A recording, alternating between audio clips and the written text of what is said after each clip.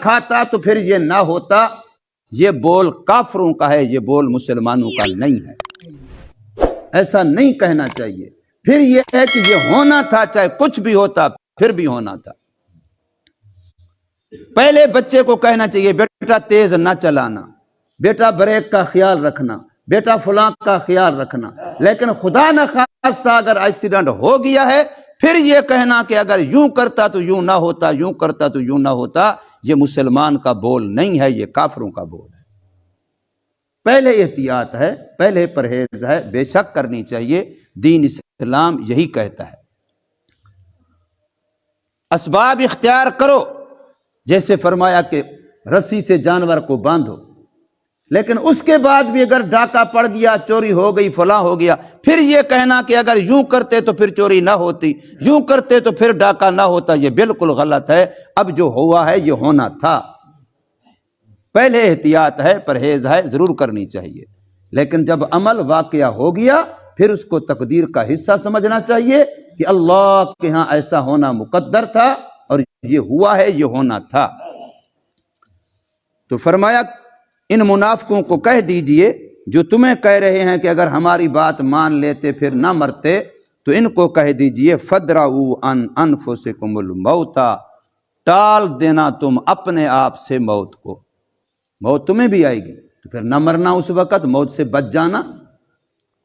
فَدْرَعُوا، ٹالو، ہٹا لو، دور کر دو، دفع کر دو، ان انفسکم، اپنے آپ سے، الموت، موت کو، ان کنتم صادقین، اگر ہو تم اپنی اس بات میں سچے کہ اگر مسلمان وہاں نہ جاتے تو پھر نہ مرتے۔ موت نے آنا ہے، چاہے تم مضبوط قلعوں میں ہو، چاہے تم مضبوط مکان میں ہو، جتنے تم سیکورٹی کیمرے لگا لو، جتنی تم بلٹ پروف گاڑیوں میں بیٹھ جاؤ، جتنا تم فلاں کر لو فلاں کر لو، بلکہ میں تو یہ کہتا ہوں اسباب حفاظت ہم نے جتنا بڑھانا شروع کیے اور بڑھائے ہیں، بڑھا رہے ہیں، اتنا زیادہ غیر محفوظ ہو رہے ہیں۔ پہلے زمانے میں یہ نہیں تھا۔ ایک ساتھی عجیب بات کہہ رہے تھے، امریکہ کا صدر جس وائٹ ہاؤس میں بیٹھتا ہے وہاں سے پتہ نہیں کتنے کلومیٹروں تک سے تلاشیاں شروع ہوتی ہیں، کتنے کلومیٹر تک سے، وہاں سے کوئی پرندہ بھی نہ آنے پائے، کوئی انسان بھی، کوئی مخلوق بھی، کوئی چیز بھی، کتنے دور سے تلاشیاں، اور کیا کیمرے لگے ہوئے ہیں، کیا کیا دیواریں، کیا کیا پتہ نہیں حفاظت کے انتظام ہیں۔ لیکن سب سے زیادہ اپنے آپ کو غیر محفوظ اسی مکان میں بیٹھ کے وہ سمجھتا ہے کہ پتہ نہیں کسی لمحے میرے ساتھ کچھ بھی ہو جائے، کہیں طالبان کو پھر خیال نہ آ جائے۔ سب سے زیادہ غیر محفوظ وہ ہے۔ ہم جتنے غریب دیہات میں رہتے ہمیں کیا خطرہ ہے،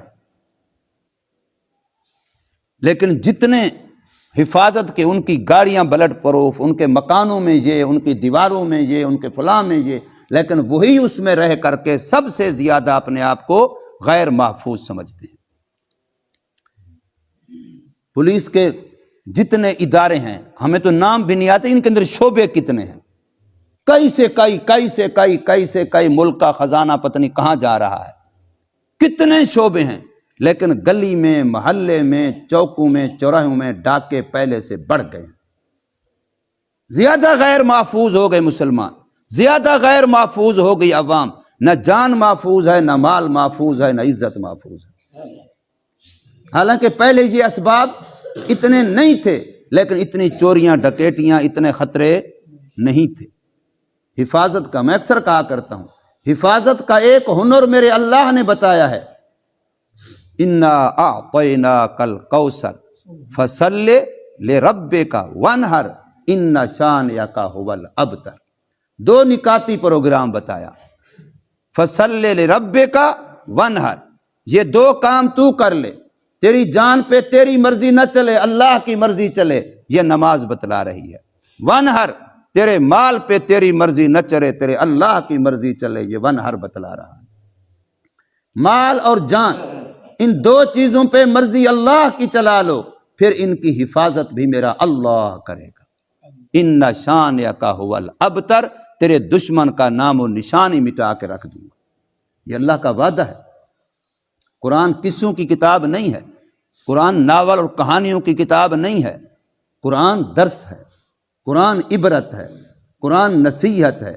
یہ دو نکاتی، فصلی لربک، اپنی جان پہ اللہ کی مرضی۔ نماز کی حالت میں کیا ہوتا ہے؟ نماز کی حالت میں یہ انگلیاں بھی تم اپنی مرضی سے نہیں رکھ سکتے ہو، آنکھ کو بھی اپنی مرضی سے نہیں، ادھر دیکھو ادھر دیکھو۔ سر سے لے کے پاؤں تک جسم کے 360 جوڑ، ہر جوڑ میں پابندی ہے کہ حالت قیام میں یوں ہونا ہے، حالت رکوع میں یوں ہونا ہے، حالت قعدہ میں یوں ہونا ہے، حالت سجدہ میں یوں ہونا ہے، پوری پابندی۔ اور یہ مشق ہو رہی ہے کہ جسم میرا ہوگا، مرضی اس کی چلے گی۔ یہ ٹریننگ ہے، اس لیے نماز کو پورا دین کہا گیا ہے۔ اور ونہر، مال تیرا ہو، کمائی تیری ہو، لیکن مرضی اللہ کی چلے۔ یہ دو کام کر لو، ان شانئک ھو الابتر۔ اللہ صرف یہ نہیں کہ تیرے دشمن سے تیری حفاظت کرے گا، بلکہ اللہ تیرے دشمن کا نام و نشانی مٹا دے گا۔ یہ اللہ کا وعدہ ہے۔ تو اس لیے اللہ تبارک و تعالی نے ان کو کہا کہ تم یہ جو تانا دے رہے ہو کہ اگر یہ ہماری بات مان لیتے تو پھر نہ مرتے، یہ بالکل غلط بات ہے۔ موت نام ہی اس چیز کا ہے کہ جب زندگی کا وقت لکھا ہوا پورا ہونا ہے، چاہے وہ گھر میں ہو تب بھی آنی ہے۔ فرق صرف اتنا ہے، ہم بہادروں کی طرح میدان میں لڑے ہیں اور تم گیدڑوں کی طرح گھر میں مرو گے۔ مرنا تو مرنا ہی ہے۔ موت سے مسلمان کبھی نہیں ڈرتا، موت سے مسلمان کبھی نہیں۔ موت کوئی خدا ہے؟ موت بھی تو غیر اللہ ہے، تو غیر اللہ کا ڈر تو شرک ہے، غیر اللہ کا ڈر تو شرک ہے۔ اگر موت کا بھی ڈر ہے تو یہ بھی شرک ہے۔ اور یہ بات مولانا اعظم طارق شہید رحمہ اللہ نے ایک موقع پر کسی جلسے پر کہی تھی کہ ہم موت سے ڈرنا بھی شرک سمجھتے ہیں، اور ہمیں پتہ ہے کہ جب آنی ہے، جو رات قبر کے اندر لکھی ہے وہ باہر نہیں آ سکتی، اور جو باہر لکھی ہے وہ اندر نہیں آ سکتی۔ اس لیے مسلمان ہمیشہ بہادر ہوتا ہے۔ حضرت خالد بن ولید نے فرمایا تھا رسول اللہ صلی اللہ علیہ وسلم کو، یا رسول اللہ یہ جو لشکر ہے کافروں کا ہزاروں میں ہے، میں اکیلا کافی ہوں ان کے لیے۔ کیوں؟ اس لیے کہ وہ سارے مردہ ہیں، میں ایک زندہ ہوں۔ ایمان والا، اللہ کی یاد والا زندہ ہے، اور جن کے دل اللہ کی یاد سے خالی ہیں وہ سب مردہ ہیں، وہ چلتی پھرتی لاشیں ہیں، چلتی پھرتی ڈیڈ باڈیاں ہیں، تو ان کو میں اکیلا ہی کافی ہوں۔ تو اللہ تبارک و تعالی نے ہمیں یہ سبق سکھایا ہے کہ موت سے ڈرنا یہ ایمان والوں کے لیے نہیں۔ ایمان والوں نے اپنی صلاحیتیں دین پہ لگانی ہیں بس۔ صحابہ جو نکلے تھے اسی لیے نکلے تھے کہ تمام تر صلاحیتیں، لیاقتیں، استعدادیں، قابلیتیں جو بھی اللہ نے دی ہیں وہ کہاں لگانی ہیں؟ دین پہ لگانی ہے، اعلاء کلمت اللہ پہ لگانی ہے، اللہ کے بول کو اونچا کرنے پہ لگانی ہے۔ بس یہاں لگ گئی تو جان بھی قیمتی بن جائے گی، مال بھی قیمتی بن جائے گا، وقت بھی قیمتی بن جائے گا۔ ایک ایک چیز میں کئی دفعہ مثال دے کے کہتا ہوں، یہ قرآن مجید کا نسخہ ہے، اس کے اوپر یہ گتا لگا ہوا ہے، یہ کاغذ کے ورق لگے ہوئے ہیں، اس کے اوپر غلاف چڑھا ہوا ہوتا ہے۔ اب یہی گتا اگر قرآن کے ساتھ جڑا ہوا نہ ہوتا تو اس کی کوئی ویلیو تھی؟ یہ قرآن پہ لگا ہے تو اس کی یہ ویلیو ہے۔ کوئی حاجی، غازی، نیک نمازی، حتیٰ کہ وقت کا ولی اور نبی بھی بغیر وضو کے اس کو ہاتھ نہیں لگا سکتا۔ یہ شان اس کی کیوں بنی ہے کہ یہ قرآن کے ساتھ جڑا ہے، یہ قرآن پہ لگا ہے۔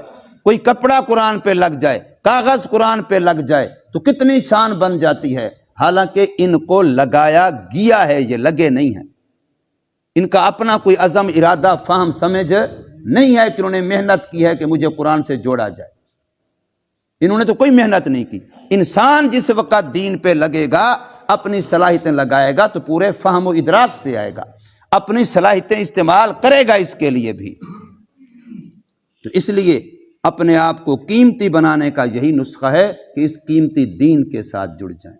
قیمتی دین کتنا قیمتی ہے، میں نے کئی دفعہ مثال دے کے عرض کیا، نبی وقت کا خون کا ایک قطرہ، کسی بھی زمانے کے وقت کے نبی کے خون کا ایک قطرہ پوری امت کے خون سے زیادہ قیمتی ہوتا ہے۔ اور یہ وہ دین ہے جس کے لیے تمام نبیوں کے نبی کا بھی خون لگا ہے۔ غزوہ احد میں سرکار مدینہ صلی اللہ علیہ وسلم کا خون بہا ہے، طائف میں نبی پاک صلی اللہ علیہ وسلم کا خون بہا ہے۔ ایک قطرہ جس کے خون کا پوری انسانیت کے خون سے زیادہ قیمتی ہے، ان کے خون کا ایک قطرہ نہیں، جوتے بھر گئے ہیں، جسم لہولہان ہوا ہے، تو پھر یہ خون اس دین پہ لگا ہے۔ اور پھر اللہ نے ادھر خود نبی کا خون لیا، ادھر کربلا میں خاندان نبی کا خون لیا، اسی دین کے لیے لیا ہے، مجھے اور آپ کو بتانے کے لیے کہ یہ دین کتنا قیمتی ہے۔ اللہ تبارک و تعالی ہمیں سمجھ نصیب فرمائے، عمل کی توفیق دے۔ جمعہ کا دن ہے، کئی مرتبہ میں نے آداب جمعہ بیان کیے ہیں، عرض کیے ہیں۔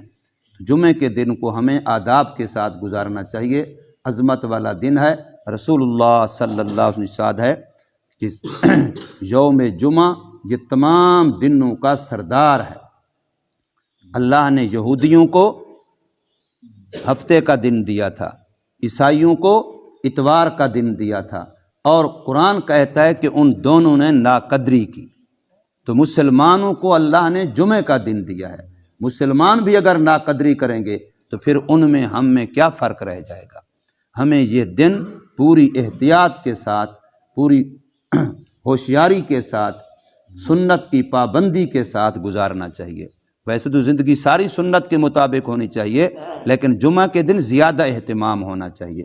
نماز جمعہ کا اہتمام ہو، جلدی آنے کا اہتمام ہو، اور نماز ہی کی تیاری کی نیت سے غسل کیا جائے، نماز کی تیاری کی نیت سے کپڑے تبدیل کیے جائیں، اور نماز کی تیاری کی نیت سے خوشبو تیل لگا استعمال کیا جائے، بالوں کو ٹھیک کیا جائے، ناخن ٹھیک کیے جائیں، یہ ساری چیزیں نماز کی تیاری کی نیت سے کی جائیں۔ سورۃ کہف پڑھی جائے، اور پھر جو مقبول گھڑی ہے اس کا اہتمام کیا جائے، اور عصر سے لے کر کے مغرب کا وقت جو جمعے کے دن کا ہے وہ بڑا قیمتی ہے، اس کو ذکر اللہ میں گزارا جائے۔ بے شک دنیا کا کوئی کام بندہ کر رہا ہے، کام سے دین روکتا نہیں ہے، یاد رکھیے، اس کام کو کرتے کرتے زبان پر اللہ کا ذکر ہو، زبان پر نبی پاک صلی اللہ علیہ وسلم پر درود و سلام ہو، تو وہ کام بھی ہوتا رہے اور ساتھ ساتھ ذکر بھی ہوتا رہے، یہ دونوں کام ہو سکتے ہیں۔ تو اس لیے جمعے کے دن کو پوری ہوشیاری کے ساتھ، بیداری کے ساتھ گزارا جائے۔ اللہ تبارک و تعالی ہمیں اس کی قدردانی کی توفیق عطا فرمائے۔ الحمدللہ رب العالمین والعاقبۃ للمتقین والصلاة والسلام علی اشرف الانبیاء والمرسلین۔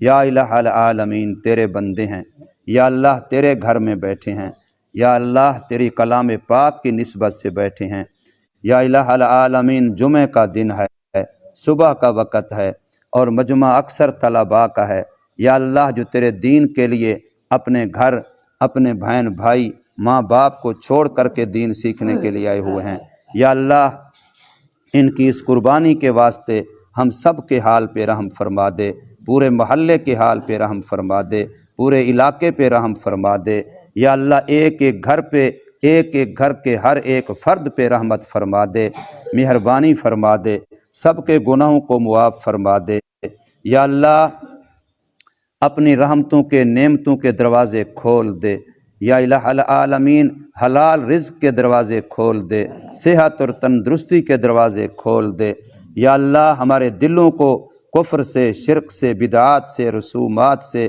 گندی خرافات سے پاک فرما دے، یا اللہ ہمارے اعمال کو سنت کے مطابق بنا دے، یا اللہ عقائد صحیحہ نصیب فرما، اعمال صالحہ نصیب فرما، اخلاق حسنہ نصیب فرما، یا الہ العالمین جتنے بیمار ہیں سب کو صحت عطا فرما، پریشانیوں کو دور فرما، مشکلات کو آسان فرما، آپس میں انس محبت جذبہ خیر خواہی نصیب فرما، یا الہ العالمین پوری امت کی طرف سے معافی مانگتے ہیں، پوری امت کو معاف فرما، جتنے صاحب ایمان دنیا سے چلے گئے آدم علیہ السلام سے لے کر کے آج تک، سب کی مغفرت اور بخشش فرما، سب کی قبروں کو جنت کا باغ بنا دے، یا الہ العالمین جو زندہ ہیں سب کو ایمان، اسلام، صحت و سلامتی والی زندگیاں نصیب فرما دے، یا اللہ ہماری زندگیوں کو سنت و بھری زندگیاں بنا دے، ہمارے سینوں کو بے کینہ بنا دے، یا الہ العالمین دوسروں کے لیے خیر خواہی کے جذبات عطا فرما دے۔ یا الہ العالمین ایک دوسرے کے لیے دنیا کی بھلائی قبر آخرت کی بھلائی کے جذبات نصیب فرما دے۔ یا الہ العالمین ہمیں دین سیکھنے کا ذوق شوق نصیب فرما دے۔ یا اللہ دنیا کا فانی ہونا بے وفا ہونا ہمیں سمجھا دے۔ یا اللہ آخرت کا باقی رہنا اور آخرت کے مراحل میں اللہ تو نے ہمارے لیے جنت کی شکل میں جو نعمتیں رکھی ہیں، اپنی رضا اور خوشنودی رکھی ہے، یا اللہ اس کی تلاش اس کی طلب کا ذوق شوق نصیب فرما دے۔ یا اللہ ہمیں عاشق قرآن بنا دے۔ یا اللہ ہمیں قرآن کی تلاوت کی کثرت کے ساتھ توفیق عطا فرما دے۔ یا الہ العالمین جو مانگا ہے وہ بھی عطا فرما، جو مانگنا چاہیے تھا نہیں مانگ سکے بن مانگے عطا فرما۔ یا اللہ جمعہ کے دن کے جو آداب ہیں ہمیں ان کی رعایت رکھ کے جمعہ کا دن گزارنے کی توفیق عطا فرما۔ وصلی اللہ تعالی علی خیر خلقہ محمد و آلہ و اصحابہ اجمعین برحمتک یا ارحم۔